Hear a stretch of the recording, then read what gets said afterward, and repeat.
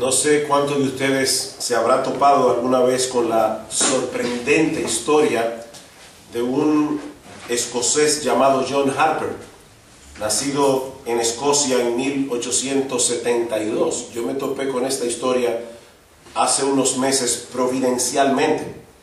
Harper se convirtió al cristianismo cuando tenía 14 años de edad.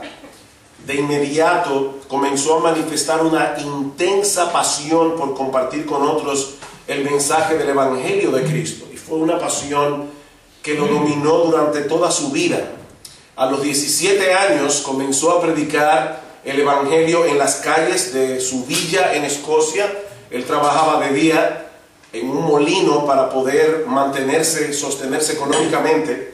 Y así permaneció durante 5 o 6 años, hasta que un pastor bautista lo encontró, lo conoció, en cierta medida lo apadrinó para que él pudiera dedicarse por entero a la predicación del Evangelio.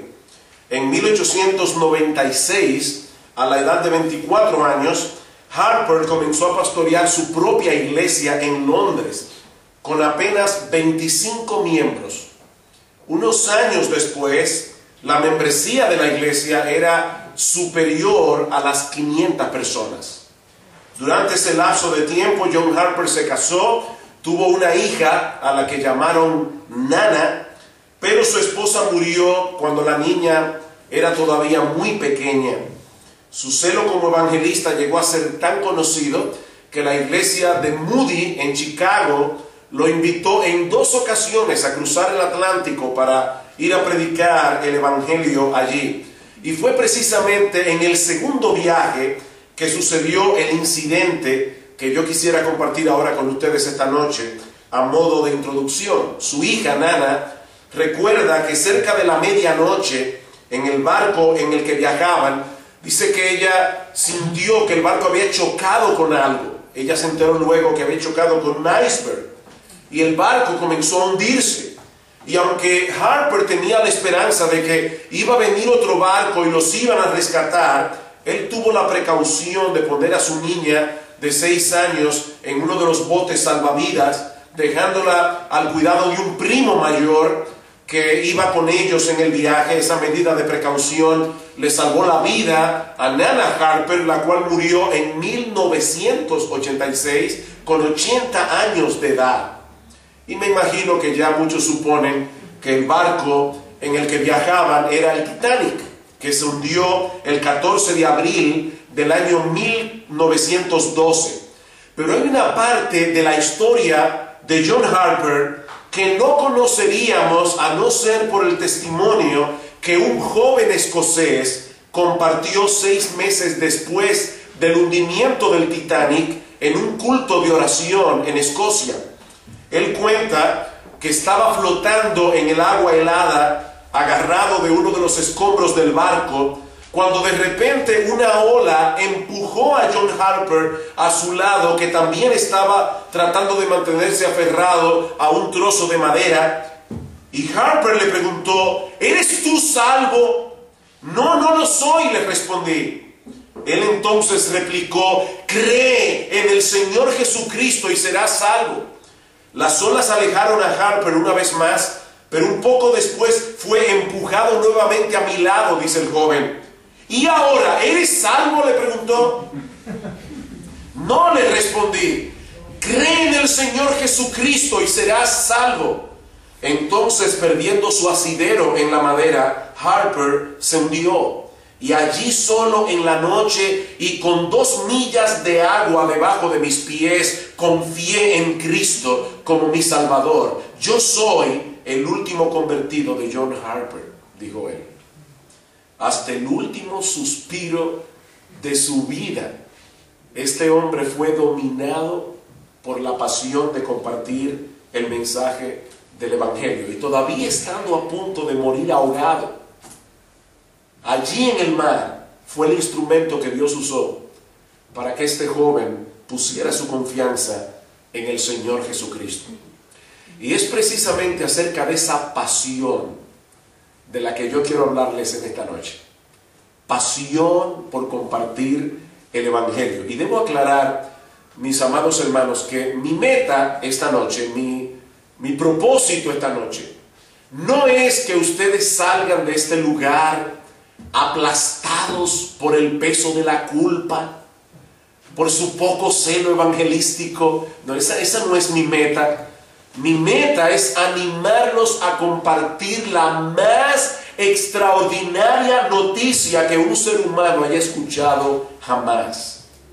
Por justicia debo decir que un libro escrito por el pastor Mark Dever, titulado, aunque no está en español, pero titulado El Evangelio y el Evangelismo Personal, me fue de muchísima ayuda para poder elaborar el estudio de esta noche. Antes de pasar a considerar positivamente qué significa evangelizar, qué significa compartir el Evangelio, permítanme corregir algunas nociones distorsionadas que algunas personas tienen al respecto. Nosotros no podemos dejar estas cosas, darlas por sentado. Estamos hablando de algo crucial. Así que antes de decirles lo que es evangelizar, permítanme tomar unos minutos para explicar lo que no es evangelizar. En primer lugar, evangelizar no consiste en imponer nuestras opiniones religiosas sobre otras personas. Evangelizar no es imponer nuestras opiniones religiosas sobre otras personas. En una época tan pluralista como la que nos ha tocado vivir, una de las objeciones más comunes que se hacen en contra del evangelismo es que nadie tiene derecho a imponer sus opiniones sobre los demás, y mucho menos en algo tan privado como la religión. Pero lo cierto es que cuando nosotros predicamos el evangelio, no nos estamos imponiendo, porque el mensaje que debemos proclamar no es una opinión personal. El mensaje no es una opinión personal. Cuando un piloto anuncia a los pasajeros, abróchense los cinturones, en unos minutos vamos a aterrizar, él no se está imponiendo sobre los pasajeros. Él está dando un aviso que incluso pudiera salvarles la vida. Pues lo mismo ocurre cuando nosotros evangelizamos. Nosotros no inventamos el evangelio, nosotros no estamos tratando de imponer sobre las demás personas nuestras perspectivas acerca de Dios o nuestras perspectivas acerca de la salvación. Nuestra responsabilidad es anunciar un mensaje. Nuestra responsabilidad es hacernos eco de algo que ocurrió hace 2000 años atrás. Un hecho histórico y que Dios ha prometido usar en el corazón de los hombres para salvarnos. Escuchen lo que Pablo escribió a los hermanos en Corinto, precisamente cuando ellos comenzaron a alinearse en torno a sus predicadores favoritos. Eso es una de las maldiciones a veces de las iglesias, alinearse en torno a predicadores, y a veces parece que son del Barça o del Real Madrid. Bueno, dice Pablo, ¿qué pues es Pablo y qué es Apolos? Servidores por medio de los cuales habéis creído. Son servidores.